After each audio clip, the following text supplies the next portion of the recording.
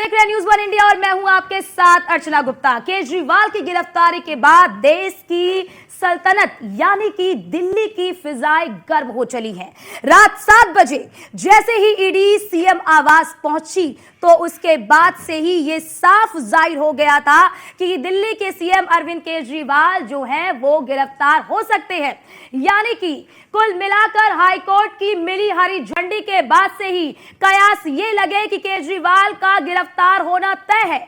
हालांकि रात 9:05 पर जैसे ही गिरफ्तारी की बात पक्की हुई तो उसके बाद से ही विरोधी दलों के कई नेता सामने आए और साफ तौर पर विपक्ष की तानाशाही का जिक्र करने लगे। और इसी के साथ ही अब फिलहाल सवाल यह खड़ा होता है कि केजरीवाल की गिरफ्तारी के बाद विपक्ष का फुल चार्ज रहेगी, यानी कि विपक्ष क्या फुल चार्ज रहेगी या फिर विरोधी नेताओं की बत्ती गुल हो जाएगी। यानी एक कुल मिलाकर केजरीवाल की गिरफ्तारी से विपक्ष को मिल गई है संजीवनी। क्या विपक्ष में केजरीवाल की गिरफ्तारी ने जान फूंक दी है?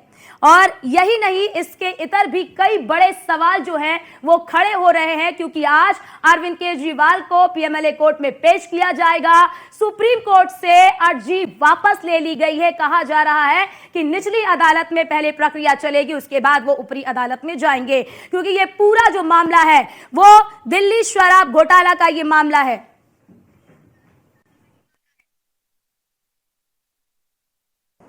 हमने सुप्रीम कोर्ट में अरविंद केजरीवाल जी के गैर कानूनी गिरफ्तारी के खिलाफ उस गैर कानूनी गिरफ्तारी को क्वॉश करने के लिए एप्लीकेशन डाल दी है।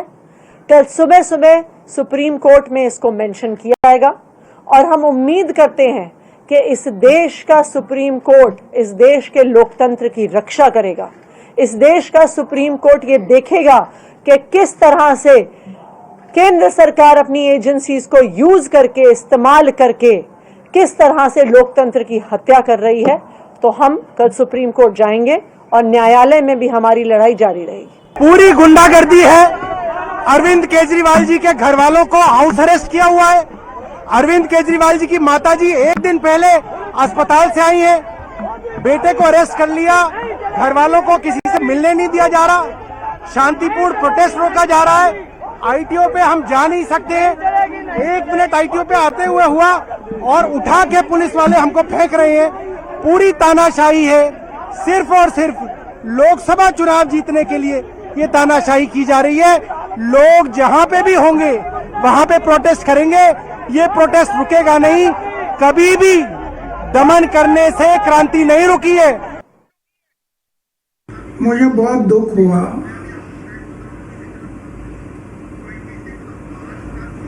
कि अरविंद केजरीवाल जैसे आदमी जो मेरे साथ काम करता था और शराब के बारे में हम लोग आवाज उठाया था, आज वो शराब नीति बना रहा है, जिससे मुझे दुख हुआ। लेकिन करेगा क्या, सत्ता के सामने कुछ नहीं कर सकता। आखिर उसको जो अरेस्ट किया गया, अटक हुआ, वो उनकी कृति से हुआ। हम ये बातें नहीं करते तो अटक होने का कोई संभव नहीं था। तो जो अटक हुआ है अभी कानून के तौर पर जो होगा वो होगा, वो सरकार देखेगी, वो सोचेगी।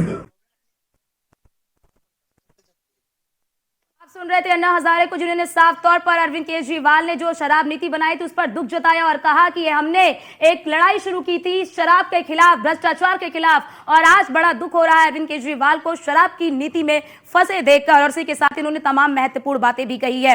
लेकिन आज का दिन अरविंद केजरीवाल के लिए बेहद ही महत्वपूर्ण माना जा रहा है। कई ऐसे सबूत हैं जो ईडी के हाथ लगे हैं, क्योंकि इससे पहले भी कई गिरफ्तारियां हो चुकी हैं। दिल्ली के पूर्व डिप्टी सीएम, आपने देखा होगा कि मनीष सिसोदिया की भी गिरफ्तारी हुई, उसके साथ ही संजय सिंह की भी गिरफ्तारी हुई। और इस पूरे मामले में अब तक ईडी ने 6 चार्जशीट भी दाखिल की है।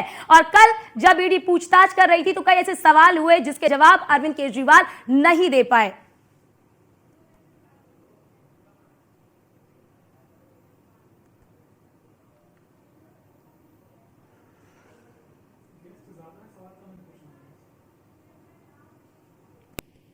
और आज इसी मुद्दे पर चर्चा करने के लिए हमारे साथ खास मेहमान जुड़ चुके हैं। आपका पहले परिचय करा देते हैं। हमारे साथ editor in chief Anurag Chadha sir भी हमारे साथ जुड़े हुए हैं और प्रेम यानी कि खेमचंद शर्मा प्रवक्ता है बीजेपी के, कपीश श्रीवास्तव है प्रवक्ता है सपा के, भरत कात्यायन जी है हमारे साथ पॉलिटिकल एक्सपर्ट के तौर पर, सर्वेश मिश्रा है प्रवक्ता है आपके। लेकिन शुरुआत करना चाहती हूं अनुराग सर आपसे, जेल में केजरीवाल, कैसे चलेगी दिल्ली की सरकार? देखिए अर्चना, सबसे पहले तो अभी हमारे दर्शकों ने अन्ना हजारे की बाइट सुनी होगी और यहाँ पर अन्ना हजारे की बाइट और उनका जो बयान है वो सुनना बहुत महत्वपूर्ण है, क्योंकि अरविंद केजरीवाल का जो जन्म था वो अन्ना हजारे के आंदोलन से हुआ था। मुझे याद है जब दिल्ली के रामलीला मैदान में अन्ना हजारे के साथ अरविंद केजरीवाल और जो मनीष सिसोदिया हैं, संजय सिंह, ये तमाम नेता जब सरकार के खिलाफ झंडा बुलंद कर रहे थे तो बहुत ईमानदारी की बातें करते थे। और देश में मैंने ऐसा आंदोलन अपनी पत्रकारिता के दौरान नहीं देखा कि जब इतने सारा यूथ सोशल मीडिया पर अन्ना हजारे और अरविंद केजरीवाल को सपोर्ट कर रहे थे। पूरी यूपीए सरकार हिल गई थी और भारतीय जनता पार्टी ने भी पीछे से इस पूरे मामले में राजनीति करने की कोशिश भी की थी। लेकिन उस समय भारतीय जनता पार्टी को शायद अंदाजा नहीं था कि अरविंद केजरीवाल उस आंदोलन का सहारा बनाकर एक दिल्ली की सत्ता को हथिया लेंगे। तो जब अरविंद केजरीवाल दिल्ली के मुख्यमंत्री बने, तीन बार उन्होंने दिल्ली की सत्ता को हासिल किया। देखिए, अरविंद केजरीवाल की बात जहां तक मैं समझता हूं और या जितने भी बुद्धिजीवी वर्ग के लोग समझते हैं, वो एक अरविंद केजरीवाल एक परसेप्शन था, क्योंकि देश में उस वक्त भ्रष्टाचार इतना हावी हो गया था। बड़ी बड़ी खबरें आती थी, चाहे कोल स्कैम की बात हो, 2G स्कैम की हो, और भी बहुत सारे स्कैम की खबरें आती थी। और अरविंद केजरीवाल ने जनता को दिखाने की कोशिश की थी कि अगर वो दिल्ली की सरकार में बैठेंगे तो ईमानदारी के साथ काम करेंगे, लोकपाल काम करेगा, कोई भी भ्रष्टाचारी बच नहीं पाएगा। लेकिन और भारतीय जनता पार्टी भी लगातार अरविंद केजरीवाल से इसलिए परेशान थी क्योंकि वो लोग जनता के हित की बातें करते थे। और भारतीय जनता पार्टी को अच्छी तरह से मालूम था कि अगर अरविंद केजरीवाल से उनको जीतना है तो सबसे पहले जो उसका परसेप्शन है जनता की नजरों में वो तोड़ना पड़ेगा, और वो परसेप्शन था ईमानदारी का। तो कहीं ना कहीं जो भारतीय जनता पार्टी के जो नेता थे और वो तमाम जो अरविंद केजरीवाल जो भी फैसला लेते थे या जो उनके मंत्री फैसला लेते थे, उनके वो पीछे लग गए और बहुत बारीकी से वो लोग देखते रहे कि भाई अरविंद केजरीवाल की सरकार में गलत क्या चल रहा है। और जो दिल्ली का शराब घोटाला था, जब दिल्ली की शराब सस्ती हुई और उससे पहले अरविंद केजरीवाल के घर में मीटिंग हुई थी, इस पॉलिसी को लेकर पॉलिसी मेकर वही थे, भले ही उनके किसी भी दस्तावेज पर साइन ना हो। अरविंद केजरीवाल, मैं अपने दर्शकों को बता दूं, ऐसे मुख्यमंत्री हैं जिनके पास कोई भी विभाग नहीं है। तो इसलिए अरविंद केजरीवाल ने सोचा कि मैं शायद इस मामले से बच जाऊंगा।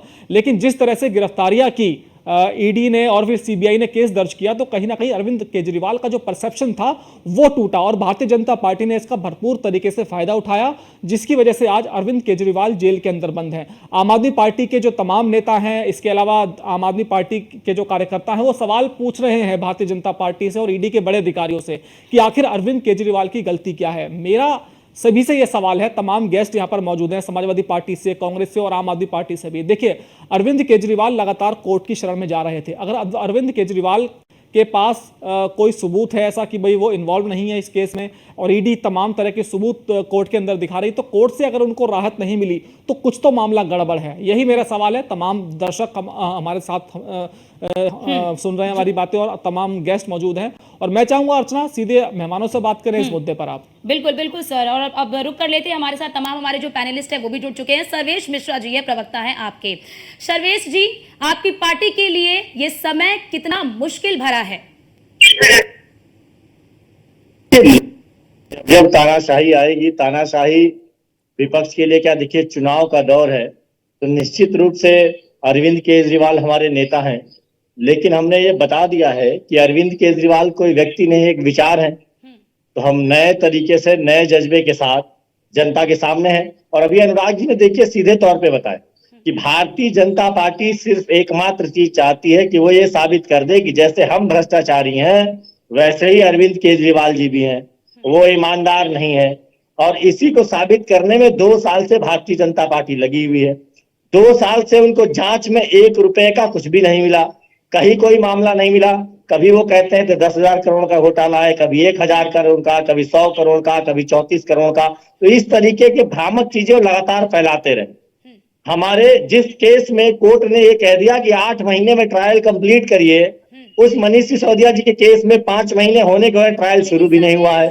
जमानत भी तो नहीं मिल पा रही है आपके के बड़े बड़े नेता जेल में, क्या संजय सिंह को बेल मिल पाई, क्या मनीष सिसोदिया के मामले में बेल मिल पाई? और कल भी जब हाई कोर्ट में सुनवाई हो रही थी तो उस दौरान भी देखिए हाई कोर्ट ने पूछा भी कि क्या सबूत है, उसके बाद ईडी ने वो सबूत भी दिखाया, जिसके बाद कोर्ट ने कहा कि फिर आप गिरफ्तार कर क्यों नहीं रहे हैं, क्यों देर कर रहे हैं, आप क्यों गिरफ्तार नहीं कर रहे हैं? तो सबूत तो है ना ईडी के पास।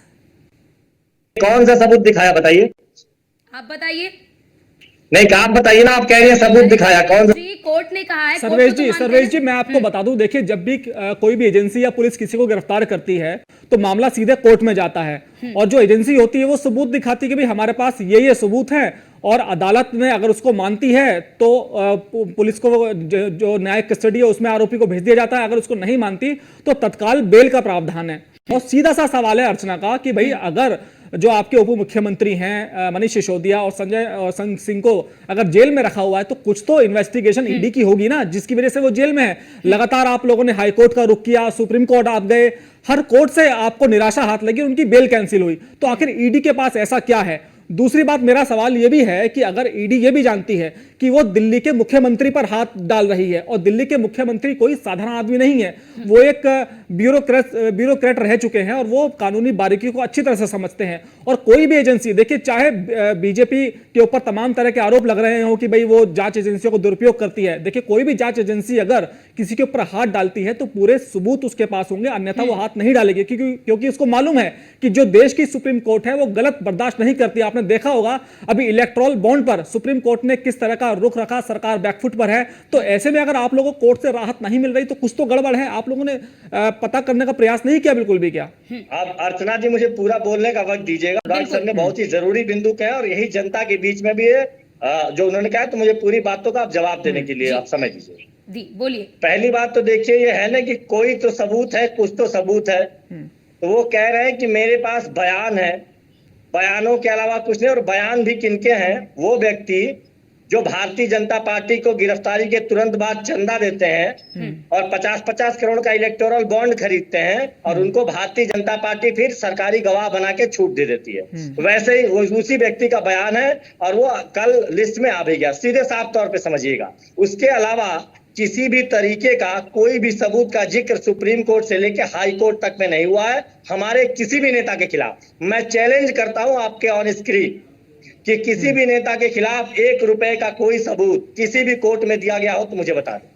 ये तमाम तरह के जो डिजिटल एविडेंस की बात चल रही है, इसके अलावा जो जितने भी कारोबारी जिनको आप लोगों ने ठेके दिए थे शराब के, वो तक आप लोगों के खिलाफ आ गए हैं। तो मेरे साथ मुझे लगता है बीजेपी प्रवक्ता हमारे साथ मौजूद खेमचंद शर्मा जी, खेमचंद जी आप इसका जवाब दीजिए। देखिए अगर ये इसमें भ्रष्टाचार था तो सीबीआई जिसका मैटर है वो सीबीआई ने प्राइम अक्यूज क्यों नहीं बनाया अरविंद केजरीवाल जी को, संजय सिंह जी को क्यों नहीं बनाया? जब कोर्ट ये कह रही है कि 8 महीने में ट्रायल शुरू करिए तो ट्रायल अभी तक शुरू तक खत्म करिए, शुरू तक क्यों नहीं हुआ? देखिए इस समय 2 तरीके के कानूनों को समझना पड़ेगा और ये पूरे देश में ईडी का जो कानून है उसका दुरुपयोग सत्ता कर रही है, जो कि बहुत ही संगीन आरोपों के लिए आतंकवादी और ड्रग माफियाओं के लिए बनाया गया था।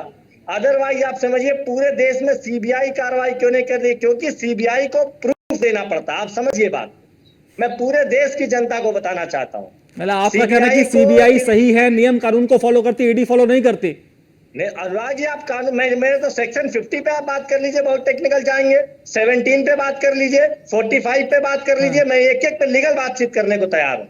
देखिए जनता इतनी बातों को टेक्निकल समझेगी नहीं, मैं इसीलिए कह रहा हूँ कि बहुत आसानी से समझते हैं कि आखिर में सीबीआई इन मामलों में क्यों सीबीआई से उन्हीं मामलों की गिरफ्तारी में 25 दिन में बेल मिल जा रही है। इसी केस में जितने लोग हैं आप रिकॉर्ड देखिए, कितने लोगों को बेल मिल गई 20-20 दिन में। और आखिर में अभी एक आरोपी थे, उनको जज साहब ने लिख के क्या दिया कि आप इस तरीके से मात्र किसी के बयान के आधार पे किसी व्यक्ति को 8-8 महीने जेल में नहीं रख सकते। दिल्ली के चुने हुए मुख्यमंत्री हैं। आप सीधे तौर पे समझिए कि आज नरेंद्र मोदी जी अरविंद केजरीवाल से डरे हुए, उनको लगता है कि 2024 में उनकी हार हो जाएगी। चलिए सर्वेश जी, बीजेपी प्रवक्ता के पास थोड़ा चलते हैं, उनकी भी सुन लेते हैं। खेमचंद जी, सर्वेश जी कहते हैं कि भाई आप लोग के पास एजेंसी के पास कोई सबूत नहीं है, सीबीआई ठीक है लेकिन ईडीआई का आप लोग दुरुपयोग कर रहे हैं। आप बताइए क्या सबूत है ईडी के पास? आपने तो पूरा रिसर्च किया होगा क्योंकि आप लोग के ऊपर तमाम तरह के आरोप लग रहे हैं। जय हिंद, नमस्कार। देखिए, बहुत दुख होता है जब आम आदमी पार्टी और कांग्रेस के नेता इस तरीके के मिस इन्फॉर्मेशन फैलाते हैं। अगर कोई सबूत नहीं होता तो हाई कोर्ट क्यों उनको प्रोटेक्शन देने से मना करते? हाई कोर्ट ने क्यों माना कि जो ईडी ने समन भेजे हैं वो समन लीगल है? ये चीजें पब्लिक डोमेन में नहीं आ सकती, क्योंकि जो मैटर है वो सब जुडिस है, वो कोर्ट में है। सुप्रीम कोर्ट में भी आम आदमी पार्टी ने अभी अपनी जो अपील है वो विड्रॉ कर ली है। अगर उतना ही दम था। चीजें भी हैं जिसको देखा जाता है, जो लोक भावना से समझी जाती है। तो केजरीवाल जी को रिलीफ मिलेगी, केजरीवाल जी बाहर आएंगे और वही सत्ता चलाएंगे। बट वो कैसे होगा, उसके लिए क्या स्टेप्स होंगे, वो हम लोग के सपा के प्रवक्ता एक वकील है, वो अच्छी तरह समझा सकते हैं। लेकिन निश्चित तौर पर केजरीवाल को सजा नहीं होने वाली। केजरीवाल जरूर निश्चित तौर पर दिल्ली चलाएंगे, पर हाँ, उनका ये स्कैम स्पष्ट रूप से प्रॉपर बड़ा स्कैम है, और जिसकी वजह से छोटे व्यापारियों को चोट लगी है। वो एक पूरा अपना संगठित तौर पे प्रयास करेंगे कि आने वाले वक्त में भाजपा चुनाव ना जीते। ठीक है जी, बिल्कुल बिल्कुल सर, आपने जो सवाल पूछे बहुत ही महत्वपूर्ण हो जाते हैं। और अब ऐसे में हमारे साथ हमारी संवाददाता जो हैं दीपिका भी जुड़ चुकी हैं। पहले उनसे थोड़ा अपडेट ले लेते हैं। दीपिका, इस वक्त आप आईटीओ पर मौजूद है, वहां पर किस तरह की आप स्थिति देख रही है? क्योंकि लगातार आप कुछ ही देर में अरविंद केजरीवाल की पेशी भी होनी है, वहां पर किस तरह की तस्वीर आप देख रही हैं? बिल्कुल अर्चना, देखिए इस वक्त हमारी मौजूदगी आईटीओ में है। मैं सबसे पहले अपने कैमरा सहयोगी से कहूंगी कि एक बार नज़ारा दिखाएं, क्योंकि दिल्ली पुलिस की ओर से यही वो जगह है जहां पर बड़ी संख्या में जो आम आदमी पार्टी के जो समर्थक हैं वो एकजुट हो रहे हैं और लगातार व्यवस्थाएं की गई हैं। जहां भी आप नजर डालेंगी वहां पर आपको दिल्ली पुलिस के जवान, आरपीएफ की टुकड़ी मौजूद नजर आएगी। ये सुनिश्चित किया जा रहा है कि यहाँ पर किसी भी तरह की अव्यवस्था ना हो, क्योंकि ये अपने आप में ही एक हाई प्रोफाइल जगह है, क्योंकि यहाँ पर 4 लेयर की बैरिकेडिंग की गई है, यानी पुलिस व्यवस्था की गई है। और ठीक मेरे पीछे जब आप नजर डालेंगे तो वहां पर आपको बसें नजर आएंगी, और ये वही बसें हैं जहां पर लगातार, क्योंकि जो समर्थक हैं उनका इस जगह पर आने का सिलसिला जारी है, जो कि नारेबाजी कर रहे हैं और अपना समर्थन व्यक्त कर रहे हैं। तो इन बसों में उन समर्थकों को डिटेन किया जा रहा है, और यहाँ से अब तक कई बसें ऐसी हैं जो रवाना हो चुकी हैं। आप साफ तौर पर देख सकते हैं यहाँ पर कोई भी व्यक्ति आ रहा है उससे पूछताछ करते हुए ही, और आगे जाने के लिए यहाँ पर पूरी तैयारी की गई है। साफ तौर पर अर्चना आपको बता दें कि यहाँ जो सुरक्षा है, इससे आगे जब हम बढ़ते हैं तो बिल्कुल बिल्कुल आम आदमी पार्टी बहुत ही नाजुक है, और फिलहाल वहां पर भारी पुलिस बलों की तैनाती भी है। हम देख भी रहे हैं, अपने दर्शकों तक की तस्वीरें भी दिखा रहे हैं। एक लास्ट कमेंट लेना चाहती हूँ, खेमचंद शर्मा जी हैं, प्रवक्ता है बीजेपी के। खेमचंद जी, लगातार विपक्षी पार्टियों की तरफ से ये आरोप लगाया जा रहा है, कल भी राहुल गांधी की ओर से ये आरोप लगाया गया कि लोकसभा चुनाव है, इसलिए कहीं ना कहीं बीजेपी अकेले इस चुनाव में उतरना चाहती है और विपक्ष को किनारा करना चाहती है, और इसीलिए पहले तो कह लीजिए कि जो कांग्रेस के उसके खाते सीज कर दिए गए, और अब दिल्ली के मुख्यमंत्री अरविंद केजरीवाल को जेल भिजवा दिया गया। देखिए, बहाना एक बार चलता है, 2 बार चलता है, 10 बार नहीं चलता। पहले कह रहे थे विधानसभा इलेक्शन है, फिर कह रहे थे दिवाली है, फिर कह रहे विपासना जाना है। कितने बार बहाना मारोगे? 10 समन आए, फिर आखिर में आप कोर्ट में भी गए, कोर्ट ने भी आपको रात में भी, ईडी ने पूरा प्रोसेस फॉलो किया है, ईडी ने फिर आपकी गिरफ्तारी की। खेमचंद जी, एक सवाल मेरा भी छोटा सा आपसे है कि अरविंद केजरीवाल जेल में है, कांग्रेस के पास पैसा नहीं है चुनाव लड़ने के लिए, क्या लगता है कि आपके लिए चुनाव कितना आसान हो गया है अभी? नहीं, ऐसा नहीं है, कांग्रेस के पास पैसा नहीं है। राहुल गांधी कह रहे हैं एक बैंक अकाउंट सीज कर दिया है, हम कहां से पैसा लाएं चुनाव के लिए? 65 साल राज किया है। कांग्रेस के नेता ऐसे हैं कि एक एक नेता पूरा इलेक्शन लड़ा सकता है। ऐसा नहीं है, ये तो सिर्फ सिंपैथी लेने की कोशिश की जा रही है, और हार का जो ठीकरा फोड़ने के लिए एक और एक्सक्यूज ढूंढा जा रहा है। पहले ईवीएम, अब पैसा नहीं है, ये एक्सक्यूज। इनको पता है कि हार सर्टेन है, हार पक्की है, इसीलिए क्या क्या आडंबर हो सकता है, क्या ठीकरा फोड़ा जा सकता है। खेमचंद जी, एक सवाल ये भी है, अरविंद केजरीवाल की गिरफ्तारी के बाद विपक्ष पूरी तरह से एक्शन में आ गया है, चुनाव लग ही नहीं रहा था, लेकिन जैसे अब देखिए, जैसे अरविंद केजरीवाल की गिरफ्तारी की, वैसे अखिलेश यादव और राहुल गांधी फुल एक्शन में है। कहीं ऐसा तो नहीं कि जो ईडी ने ये एक्शन लिया है, इसका बीजेपी को कोई पॉलिटिकल नुकसान झेलना पड़ सकता है? देखिए, चोर चोर मौसेरे भाई होते हैं, वो इकट्ठे हो रहे हैं। दिल्ली में 2.5-3 करोड़ लोग हैं, कितने लोग इनके समर्थन में आए? अगर वास्तव में ये पॉपुलर होते जो 10 साल पहले की स्थिति थी, तो पूरी दिल्ली आज जाम हो चुकी होती, पूरी दिल्ली आज ब्लॉक हो चुकी होती। वैसी स्थिति तो नहीं है। नहीं, वो तो खैर दिल्ली पुलिस ने मोर्चा संभाल रखा है। शर्मा जी, दिल्ली पुलिस अगर बैरिकेडिंग नहीं करती तो बवाल देखने को मिलता।